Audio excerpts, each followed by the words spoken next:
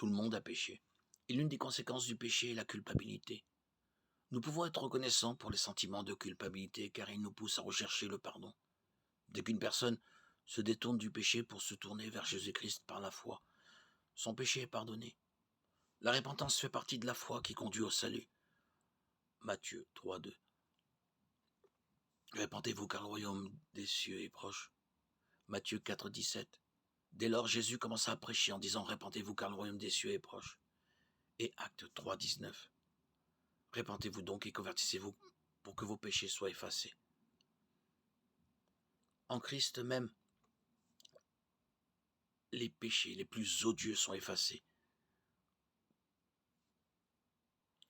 Nous lisons dans 1 Corinthiens 6, 9, 11. Ne savez-vous pas que les injustes n'hériteront point le royaume de Dieu? Ne vous y trompez pas, ni les impudiques, ni les idolâtres, ni les adultères, ni les homosexuels, ni les voleurs, ni les cupides, ni les ivrognes, ni les outrageants, ni les ravisseurs n'hériteront le royaume de Dieu. Et c'est là ce que vous étiez, quelques-uns de vous. Mais vous êtes lavés, vous avez été sanctifiés, vous avez été justifiés au nom du Seigneur Jésus-Christ et par l'Esprit de notre Dieu. Pour une liste de certains actes injustes qui peuvent être pardonnés. Le salut nous est offert par grâce et la grâce pardonne. Une fois qu'une personne est sauvée, elle continuera à pécher et quand elle le fait, Dieu promet toujours le pardon. Mais si quelqu'un a péché, nous avons un défenseur devant le Père, Jésus-Christ le juste. 1 Jean 2, 1. Mes petits enfants, je vous écris ces choses afin que vous ne péchiez pas.